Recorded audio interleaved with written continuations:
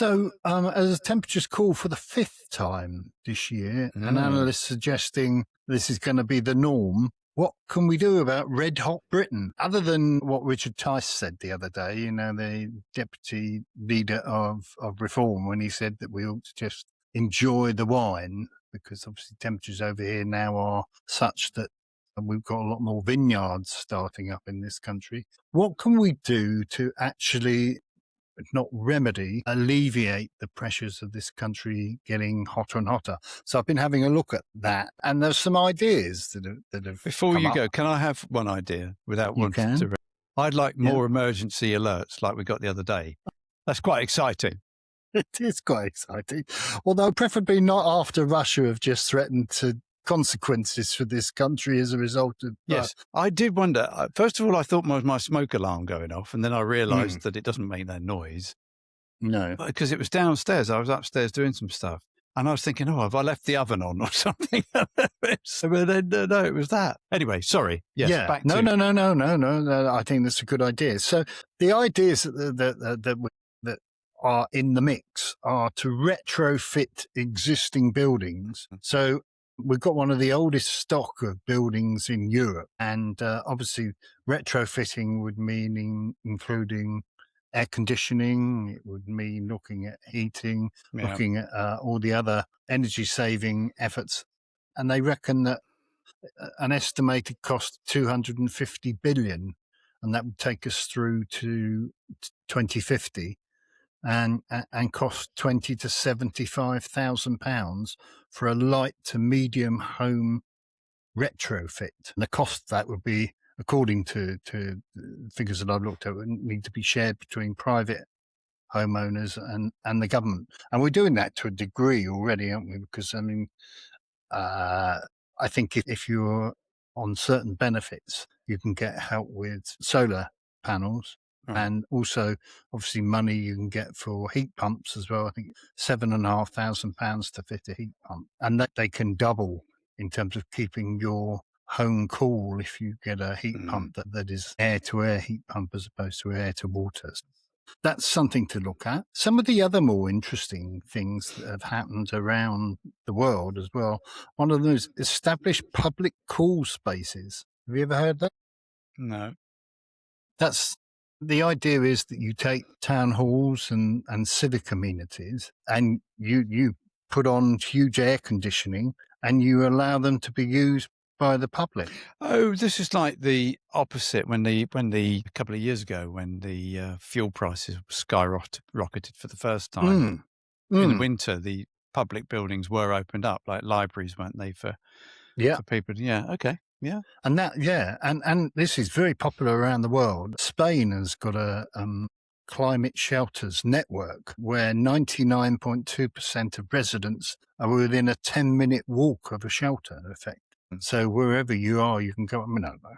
You'd have to be quite socially minded, wouldn't you? Maybe they ought to do that with, we were talking on another pod just now about Weatherspoons and Mr. Martin.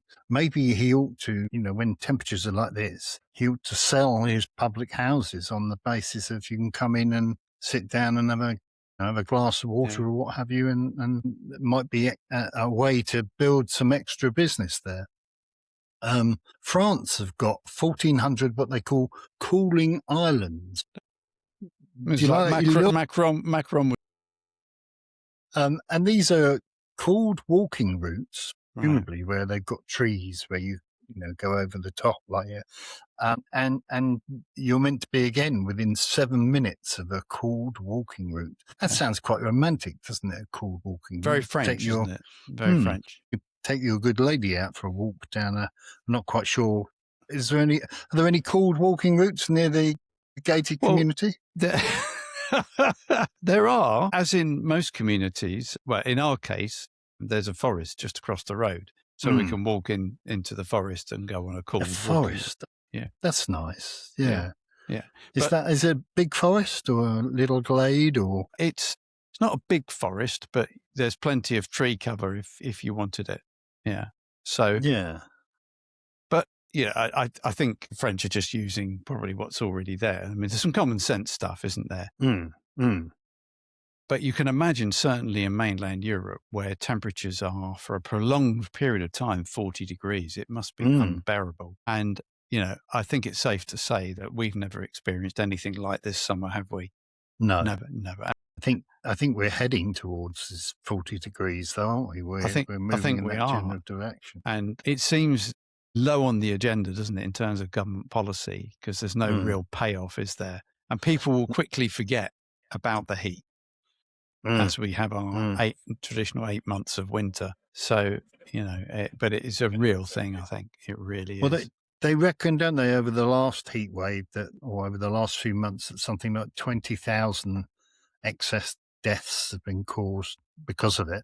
These are things that we don't really notice around us, and maybe people don't attribute it to, to excess heat. I think that's the thing. If somebody came along and when they put down on a death certificate, the main cause of death is excess heat, then maybe there'd be more done about it. But it's all a bit general, isn't it, in terms of what's considered to be caused by it and what isn't. Won't go into the whole list, but the Netherlands have what they call cool down spots targeted at vulnerable neighbourhoods. So again, it's the same principle. I think that they take community centres and churches and schools and turn them into these social centres, really, when people can go along and be in a nice environment, which I find, it seems like sensible, doesn't it? It seems a very sensible thing to do. What else have we got? Expand urban green infrastructure.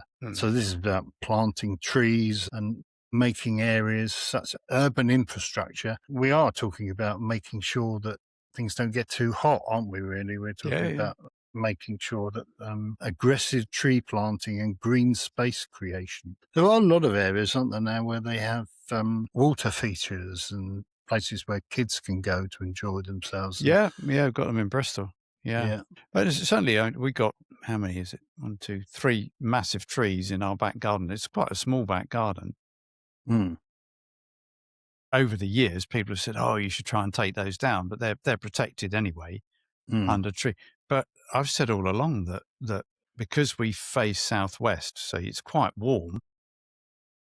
It's actually turned round now, where the trees are a massive advantage because they do shield the house from direct heat, not completely, but if they weren't there, crikey, we'd be roasting more than normal.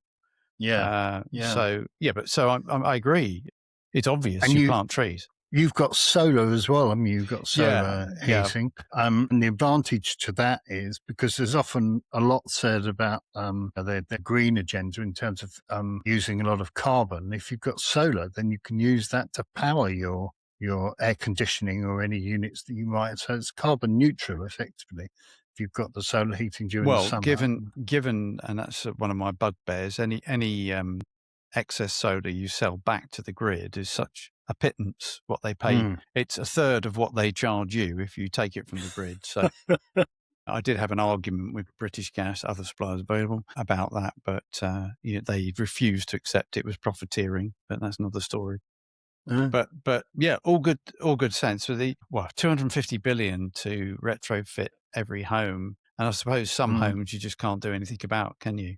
Some of them, like high-rise flats. I don't know what you can do about that. That must be unbearable if you're in a high-rise flat and there's no escape from the heat whatsoever. I guess you could you can put these centralised air conditioning huge units, can't you, in basements of these places and get them? But it obviously a lot of investment.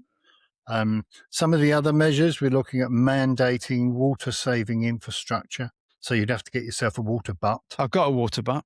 Have you? First time. It's my first time being a water buttee. Oh, yeah. All right. And I think we undercooked the size of the butt because it lasts for about 7 days and then ran out. So obviously we've had a heat wave for 40 days, haven't we? But at least it saves you 7 days. My neighbour's got. He's very what's the word? He manages his money. No, he manages his money very well. Put it that way. Frugal. Yes. He's got in his garden 2 water butts. I didn't even know that was a thing where you can connect them up. So when one gets full, the other one fills up. And he's a dual buttee. He's a dual buttee. And I said to him, mine's empty. And he said, ours has lasted throughout the drought. Crikey. Yeah. Okay. Yeah. Is he careful with his water? Oh, very then? careful. Very careful. Yeah, very careful. We've got hosepipe bans now, haven't we, in our area? In Somerset, yeah, we haven't yet, but yeah. Right. And so, I mean, my other half, she's had to start using a watering can, which much to her chagrin, as opposed to the hosepipe, Right. to it's a bit sort of back to the future, isn't it, really? Yeah. Anyway, they reckon that mandating water saving infrastructure, that would cost £1,000 to £3,000 per property. And I think this is more broad-based, enforcing grey water recycling. Yeah. So I guess here we're talking about things like, you're talking about blocks of flats where you put massive collection butts on the roof, maybe, and you can use, because you remember, I nearly spoke to you about this last week, but you remember when we were kids, and it's often shown on Dad's Army. Did I talk to you about this last week? No, on Dad's Army, where Pike's in bed on a few occasions, and his mum comes in and he wants a glass of water, and he says, and she says, "Oh, I'll get you one, Frank," and whatever. And he says, "Well, I want kitchen water, not toilet water, kitchen water." Now, do you remember that as a kid, where if you were going to have a drink of water, you wouldn't get it from the bathroom, you'd get your kitchen water, you'd get your drinking water from the tap in the kitchen. Oh, okay. And that's because in certain houses there used to be a different supply. Oh, right. And that makes a lot of sense to me, that if you're going to shower, for example, why shouldn't you use water that's being collected off of the roof? Yeah. As opposed to water that's had to go through a system where I've read some random article on this, and as always, the cost of installing that system is far more complicated than it sounds. But yes, in principle, I agree. I think we're missing the easy one, a brick in the toilet system. I think most of us have a brick in the toilet, don't we? No, that's the thing. Do you remember that? Because I do. Although modern systems, you can actually change the amount. This is getting highly technical. You can decide whether your flush is a 3 litre, a 6 litre, or a 9 litre. I think that's rubbish. I've got 2 buttons on mine, but whichever one you press, it's always the same. It doesn't make any difference. I think. And the other thing that I think with that as well, you remember this brick in the toilet thing? Yeah. Well, I always used to find that when you put a brick in the toilet, you had to flush it 3 or 4 times because it didn't flush. It didn't flush the produce away. Bits of bricks coming out. Yeah. Here's a disgusting one, which is a custom in Sweden, which I do not intend to use. But if you need a whittle in Sweden and it's in the middle of the night, the custom is not to flush for fear of waking up the household. But in so doing, it saves water. But what a revolting custom that is. Isn't that's the Australian thing, isn't it? If it's yellow, let it mellow. If it's brown, flush it down. Do you not remember that? Is that a thing? Yeah. Oh, maybe it's not just Sweden then, but yeah. If it's yellow, let it mellow. Yeah. If it's brown, flush it down. So no, it's not only Sweden. Okay, but we've sort of gone down the water route. Was there anything else of significance that we need to... The other thing here that they're talking about is enacting workplace temperature laws. So at the moment, we've got minimum temperatures in office workspaces to make sure that people need to make it the opposite. Don't freeze.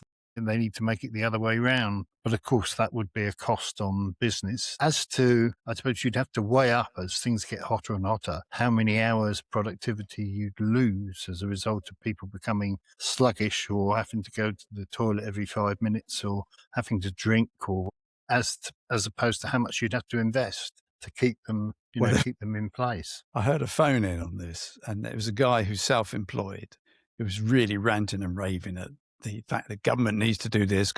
He said, "Now listen," he said, "I'm a window cleaner," he said, "and I go round with my lad and we clean windows, and I get up on a ladder," he said, "and I get to, particularly as you go up the ladder, obviously it gets warmer because heat rises. Not only that, and south-facing windows, the heat reflects off the glass as you're cleaning them."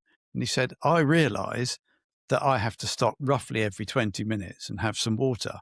I don't need the Department of the Environment to tell me I need to stop if the temperature's 42 degrees. He said, and the other thing is, if I don't clean the windows, I don't get paid. And the other radio bloke said, "Well, what do you do?" And he said, what do? I just work later. So that was his view of the nanny state going a bit over the top. It's very true. I mean, there were certain professions you can't account for, aren't there? And but I'm not sure working in offices is quite the same. I suppose I'm getting serious now, I suppose, but I guess in terms of your gentleman who's up and down, in most businesses you account over a whole year, don't you? And you have to put that into the pricing levels to make sure on the days where you can't work that you've got that balance of equations.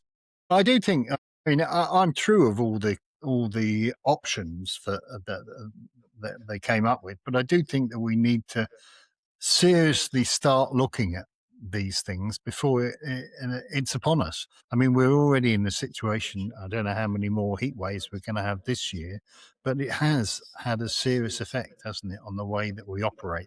And we do need to stop. And we could have a whole nother conversation about climate change deniers and whether it's actually happening or whether it's not. But we do need to look at what we're faced with and work out where we go. As you said the other week, they've all gone very quiet. I did hear a little bit of a political spin on this, which will be my last comment on this, and that Mr. Burnham has decided to defer the announcement of any decision on these two energy fields, Jackdaw and Rosneft, or whatever it is. Rosebank. Until about October, because he doesn't want the optics of announcing it in the middle of a heat wave. So I thought, yep, that makes sense. We shall see.